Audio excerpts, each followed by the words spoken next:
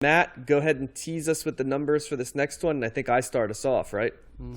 Let's go to Sweden. Listen to some ABBA. Mm. So this is ABBA's Arrival, coming in at number 250 in the 1970s on Best Ever Albums, number 19 in 1976, number 1,167 of all time. It is ABBA's highest rated album on Best Ever Albums, and it didn't make Rolling Stone's list. However, their definitive collection album did come in at number 303. That, I don't know if we're covering that. I think that came out in 2001. So That's a lot of music. Yeah, the definitive collection. But yeah, so this album is not on Rolling Stone's list. Just go watch Mamma Mia if you want the definitive collection. There you go.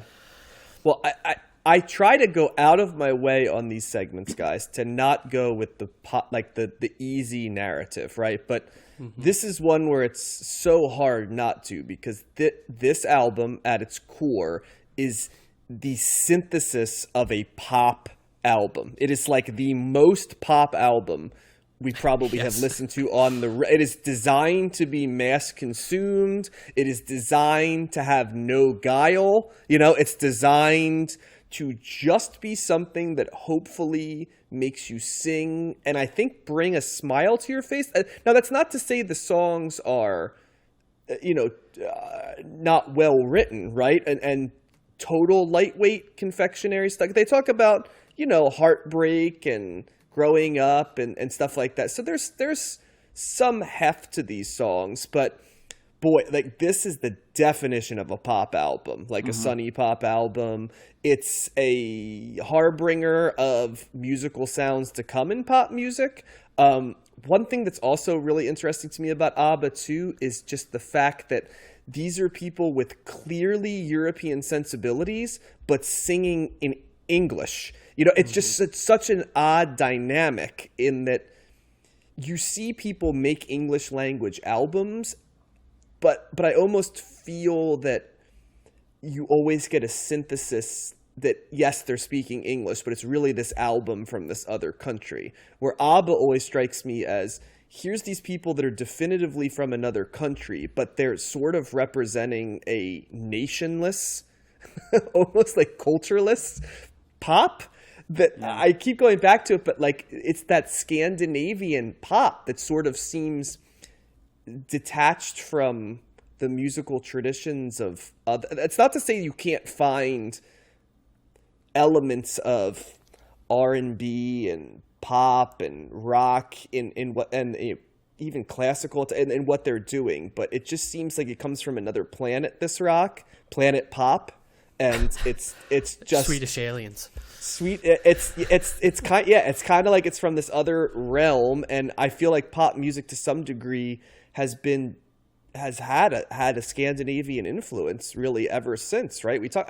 I think of all of the Scandinavian groups in the late 80s and the 90s, like Roxette and Ace of Base, Aha, right? Like all these, and then later, Max Martin, right? That's the songwriter's name, who basically crafted like every pop song from like the late 90s into now. Robin. I just feel like this Scandinavian presence that has permeated pop music, and you have to say this is where it began, right? With ABBA, even though they don't exactly sound like that. And they certainly don't have that mathematical formula kind of that I know Max Martin is famous for, the exact amount of beats and tones. This is more that they go in more directions and are freed from something that restrictive.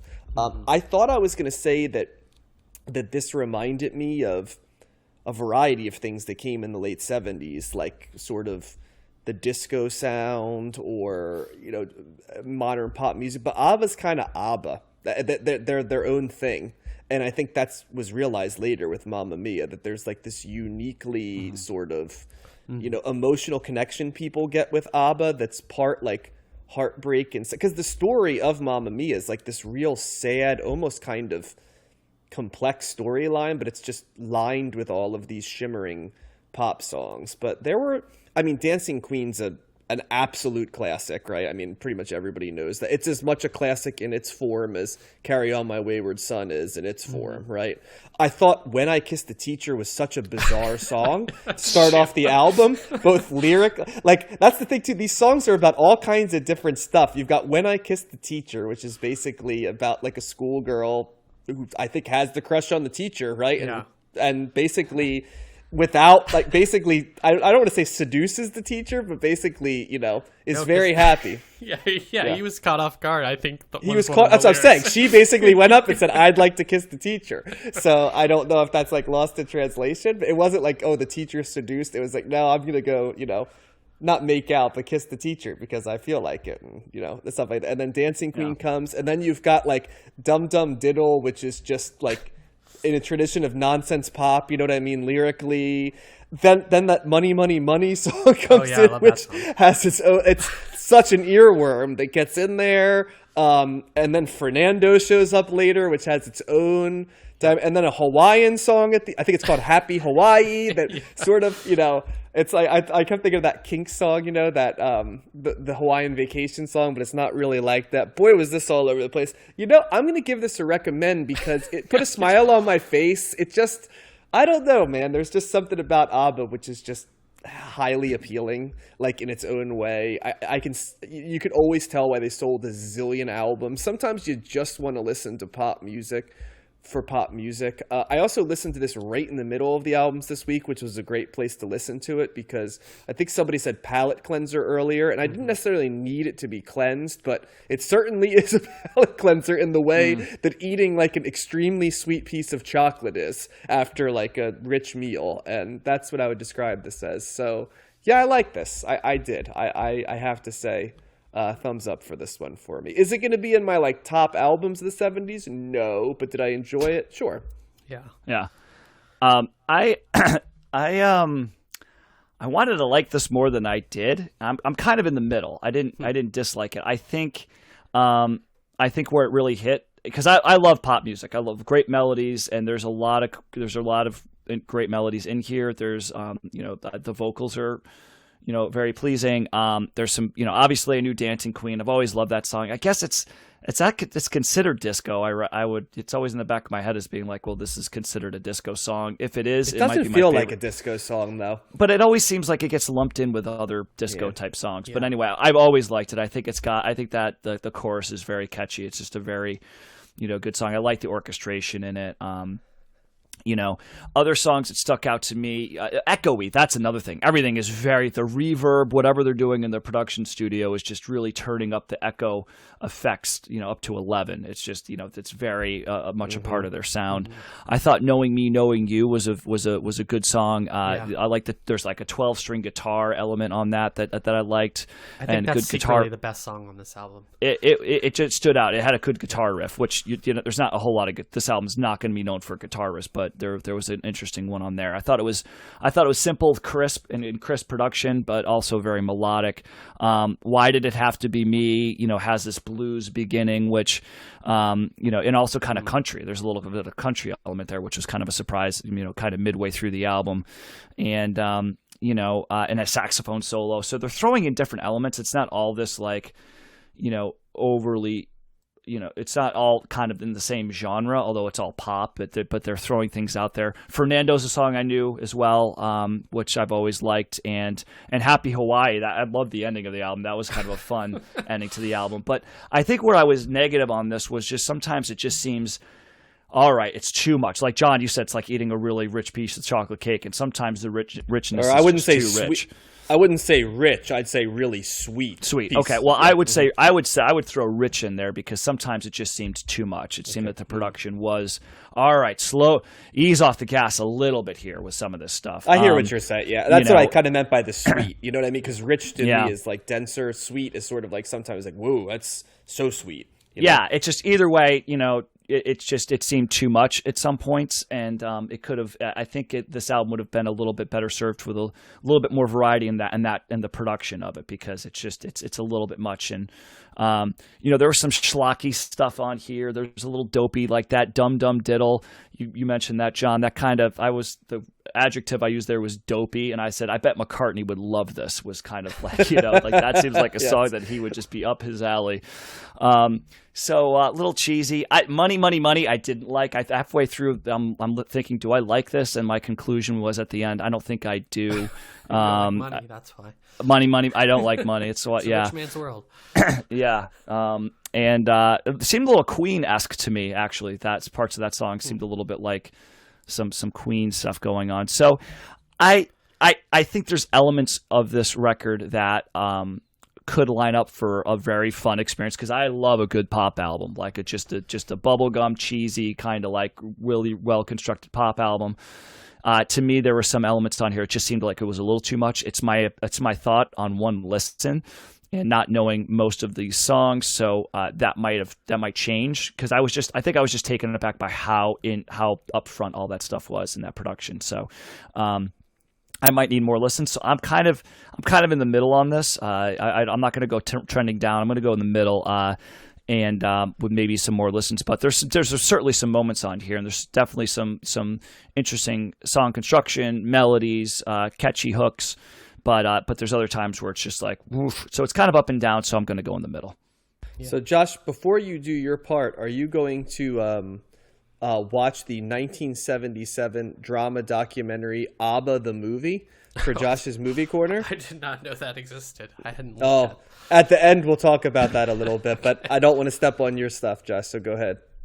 Yeah, I mean, this is pure synth dance pop, and I think Sweden, in some respects, has to be thought of in the same way we thought of when we ventured over to Africa for Fela Kuti, or to Brazil for those bands. It's kind of in a different Os Mutantes. Yeah, it's a different mindset. It's coming from a different framework, and I think Sweden is synthesizing, and ABBA by extension is synthesizing music that they're hearing and creating their own version of that. And I feel like ABBA in some ways is so foundational to the path that pop music took going forward. And I think I can't understate the element that I feel like this album was designed to be danced to, which I feel like all of their albums were designed to. So not only is it catchy, but you can move to it. And I think the songs, and that's one of the appeals for ABBA too, is I think it's people like to dance to it and sing along to it. And that's, I don't know anything about the background of ABBA. It's two men and two women, right? And they were married, weren't they? Married, yep. Oh, they were? So it's like a Fleetwood Mac situation? I don't think it was that. I mean, I know that they eventually divorced, but I don't think it was like they were all sleeping with each other. I think they were just two couples. Gotcha. So, and they just put out a new album too, right? Or something like that? Or They did. Yeah, a pretty well-received new album. I think it got nominated for a Grammy, if I remember correctly. Okay, so they're still crafting music, and this is an immaculately produced album designed to hit that vein like a drug, and to move and to sing along and to have fun with. And I agree, it's probably a little too saccharine at times, and not all of the songs are good on they're not good. They're kind of throwaway songs on some of them. The ones that have stuck around, I think, are probably still the standouts, like Dancing Queen and Money, Money, Money, the ones that everyone knows, and Fernando.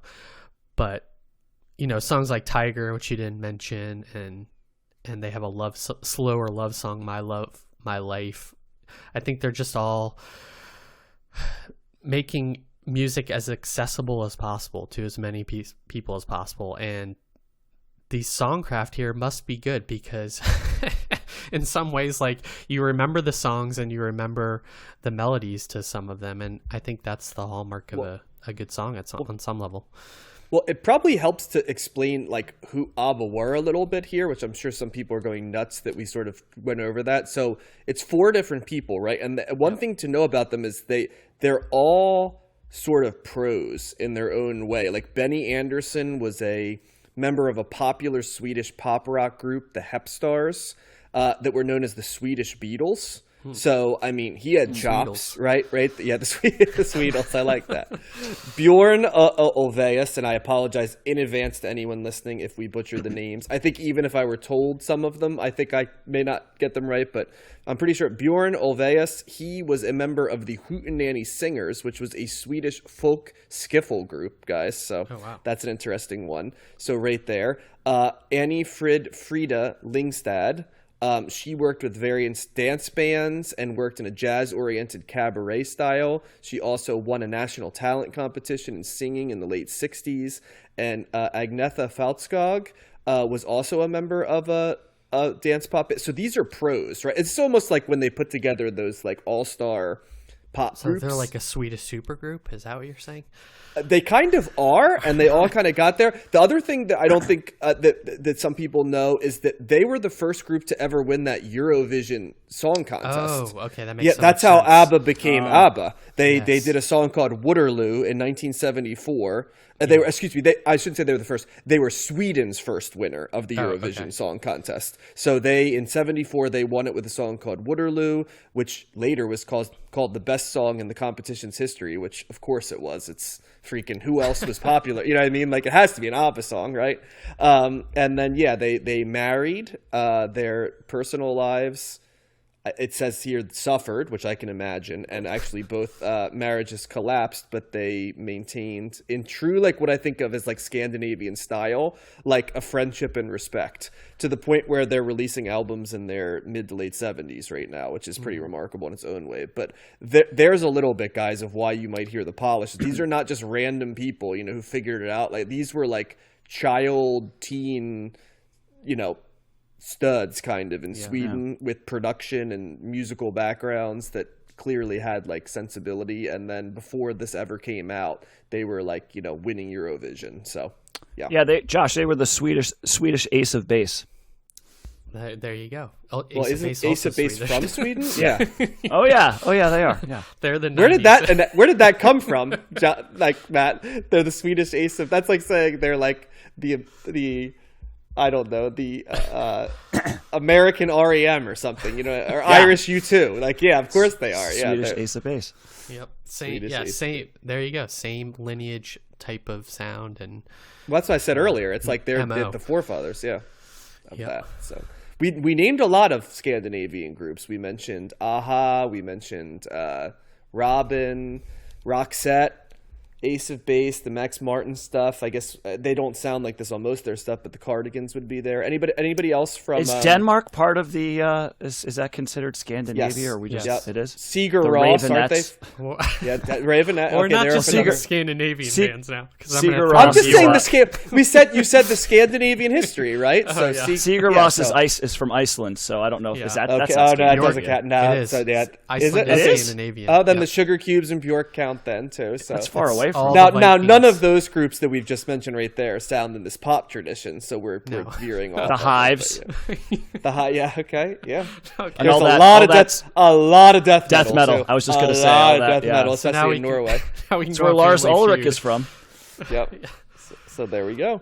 Any Finland? We haven't had a Finland. My buddy Ari would be. And actually, do you know that Finland is one of our largest countries in terms of listening aren't they audience? Finnish? I think so. Jonsi, Yeah. Jonsi is the lead singer from. No, whoa. Jonsi's the lead singer from Sigur Rós. Still Iceland, Josh. Okay. It's not a they. It's a him. It's a he. We have a fair amount of listeners from Finland, and I want to make sure that we are not minimizing the Finnish contribution to pop music. So we need to find a Finnish representative here to honor those great Finnish fans who listen to the podcast right now. So Josh, give us a Finnish representative. We've mentioned the Ravenettes from Denmark. We've mentioned from Norway the death metal element. Sigur Rós. We have is Kent Finnish? I know that band. I have no idea who that is. I'm not sure, but we need a Finnish representative before this segment ends. I am going to find us. Kent is from Sweden. Sorry. Kent is from Sweden. Gotcha. I can name a Finnish director. I could name many Finnish people, right? Stuff like that. But it's and in many. Okay, that's going to be a cold listen. Hot take. Sure. I'll visit clean in that next stack. We're going to clean that stack. So I just typed in famous Finnish bands, and all the ones that came up, I'm like, I have no idea. I'm sorry. Well, Finnish listeners, please share with us your favorite groups and artists that are from the homeland, and we ourselves will make sure that we address it in our Cleaning the Stacks next week. So, but anyway, yeah, I would recommend this. I would recommend this ABBA album when you're in a bad mood. Once again, is it going to be in the top like some of the other ones? No, but likable. I would put it up there. I think Matt said he's somewhat trending down on this one. Josh, where would you say you are? Oh, I'm positive. I love it. I'm in the middle. I wouldn't say I'm trending down. I'm in the. I need more time before I. Okay. It's both. Yeah.